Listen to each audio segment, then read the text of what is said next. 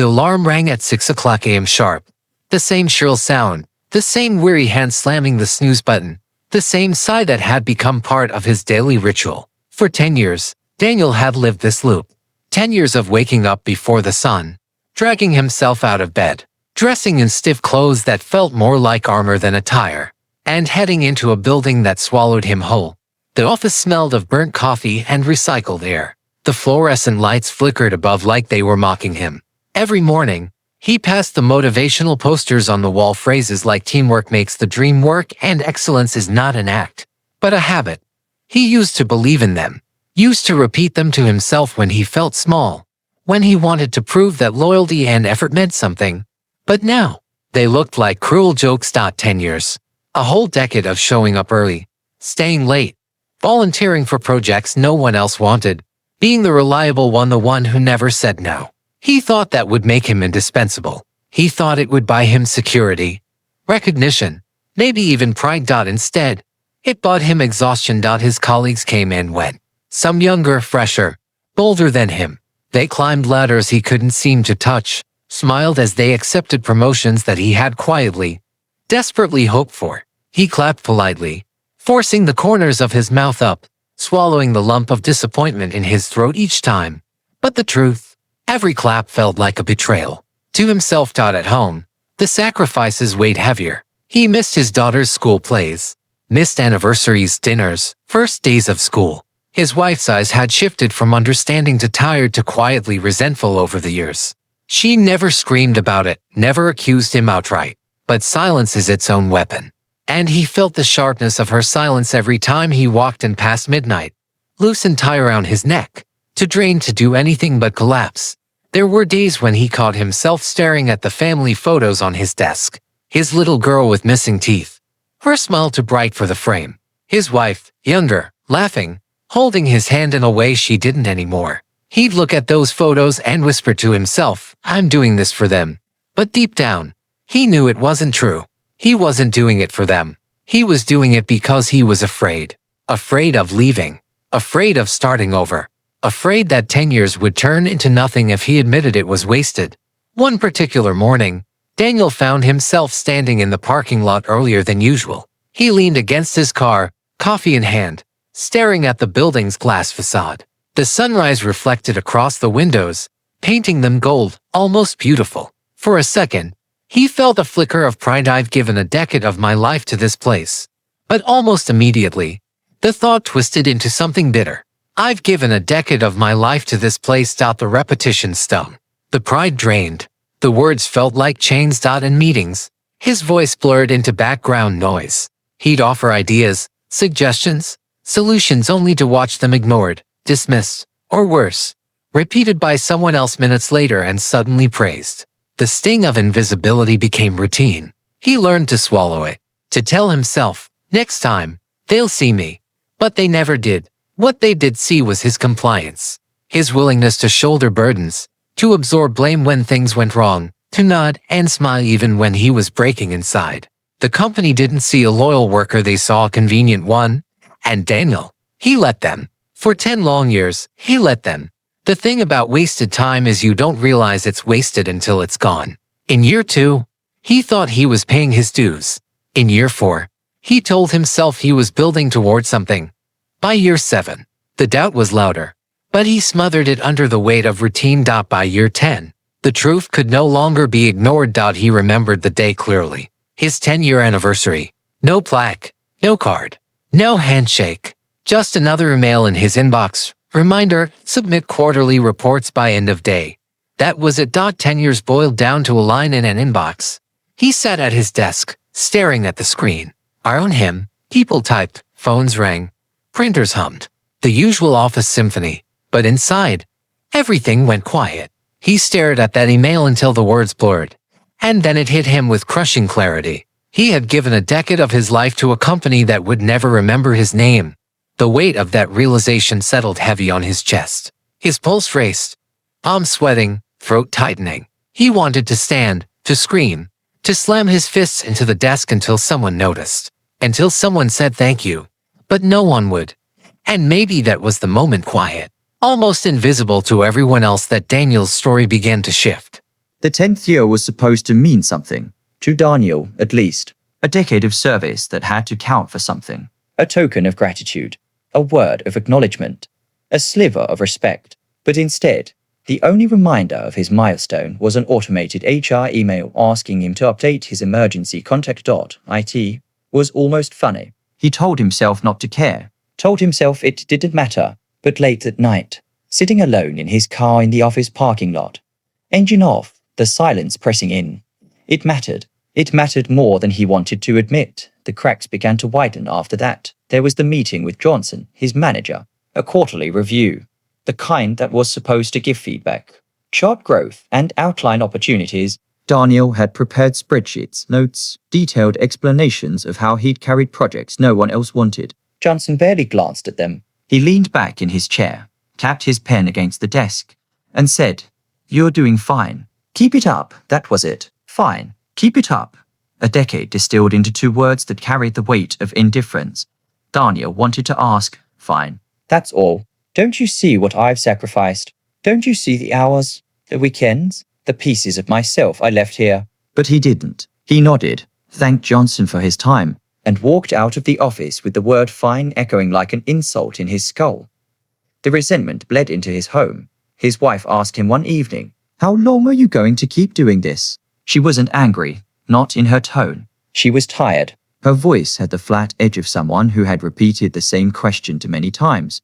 Daniel didn't answer. He couldn't. How could he explain that he felt trapped between 2 cages, one of a company that drained him dry, and one of fear that told him he couldn't leave? So he changed the subject, pretended not to notice the disappointment in her eyes.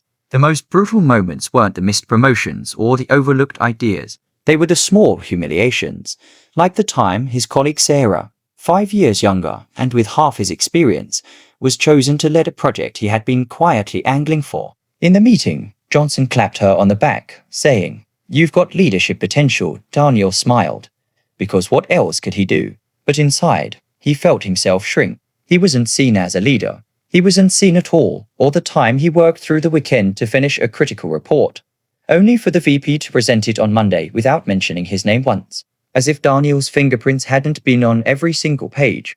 He went to the bathroom afterward, locked himself in a stall, and stared at his reflection in the mirror. His face was pale, eyes sunken, tie askew. He whispered to the man in the mirror, "Why are you still here?" The man didn't answer. Fear held him hostage. Fear of leaving. Fear of starting from scratch. Fear that the last 10 years would mean nothing if he walked away. He thought about bills. His daughter's future, the mortgage, the weight of responsibility pressing on his shoulders. So he stayed, even as the bitterness curdled in his stomach, even as his wife's smile grew rarer, even as his daughter stopped asking if he'd come to her recitals, because she already knew the answer. The breaking point came in a fluorescent-lit conference room. Another team meeting. Another round of updates. Daniel spoke up, outlining a solution to a problem that had been stalling progress for weeks. He'd thought about it for days, carefully crafting the idea, making sure it was airtight.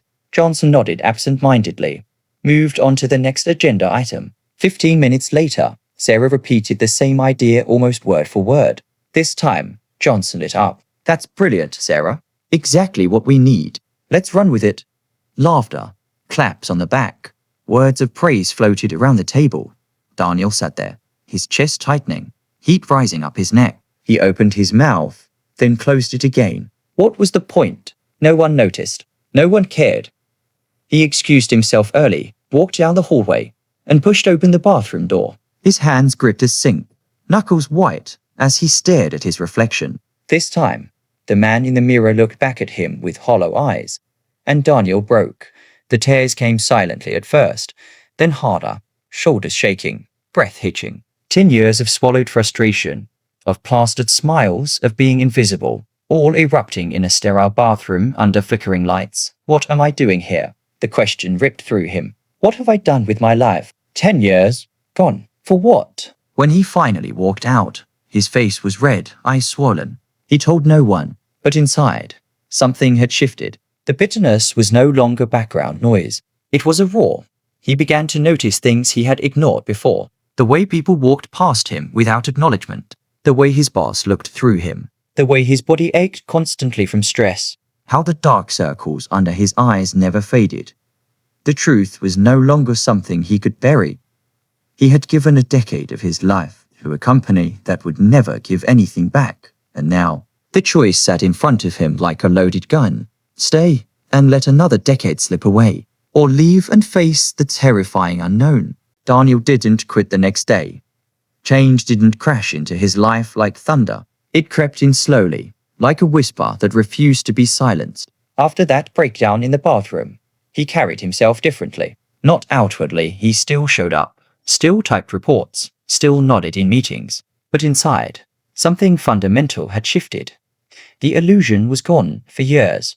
He had told himself that the company cared, that one day they'd reward his loyalty. But now, the veil had lifted. He saw it for what it was.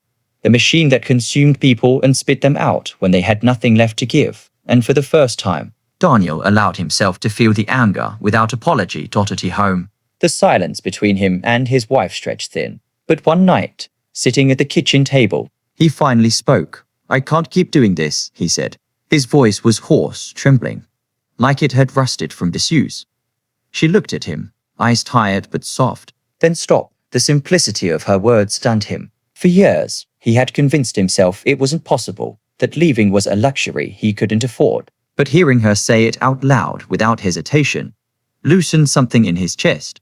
She wasn't asking for wealth. She wasn't asking for prestige. She was asking for him. And maybe, deep down, she had been waiting for him to choose himself all along. The next weeks blurred together. Daniel started to imagine a life beyond the company. At first, it felt foreign, almost impossible. Who was he without this job? Without the structure, the title, the endless routine? But as the thought took root, it began to grow. He remembered hobbies he had abandoned: painting, running, reading for pleasure instead of for productivity. He imagined spending evenings with his daughter, actually being present, not just a ghost at the dinner table. He imagined waking up without the weight of dread pressing down before his feet hit the floor. The more he pictured it, the more he realized he didn't want the company. He wanted himself back.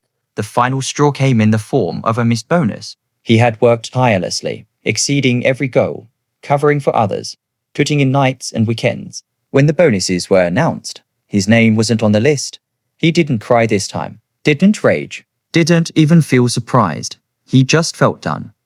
The resignation letter was short, just a few lines. No bitterness, no long explanations. He printed it out, slid it across Johnson's desk, and for the first time in 10 years, he didn't wait for approval. Johnson raised his eyebrows. "You're leaving? Where are you going?" Daniel shrugged. "Somewhere that values me, or maybe nowhere. Doesn't matter." And then he stood. There was no applause, no farewell party, just silence. But it wasn't the suffocating silence he had known for years. This one felt different. This silence was freedom. The first weeks out was strange. He woke up without alarms, without urgency. At first, the emptiness scared him. He'd been programmed to measure his worth in hours logged, emails sent, boxes checked. Without it, he felt adrift, but slowly, the space filled. Morning runs replaced commutes. Dinners at home replaced cold leftovers eaten at a desk. Laughter with his daughter replaced the hollow click of keyboards.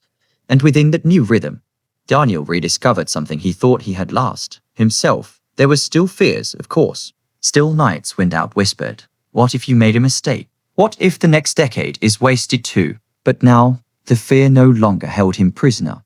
Because Daniel had learned the hardest, rawest truth. The real waste wasn't leaving. The real waste was staying. Looking back, he didn't romanticize those 10 years. He didn't dress them up with lessons or pretend they were necessary stepping stones. He called them what they were: wasted. But wasted time still taught him something. It taught him how easily a person can disappear into someone else's dream. It taught him the cost of silence, of compliance, of waiting for recognition that will never come. And it taught him that 10 years is too high a price for a company that can't even say thank you. Now, when people ask him what changed, he tells them the truth. "One day, I realized I had given away a decade of my life, and I decided I wasn't going to give away the next one." His story isn't polished. It isn't tied up with a bow. But that's the point. Life doesn't hand you clean endings. What it does hand you are choices, and Daniel chose himself.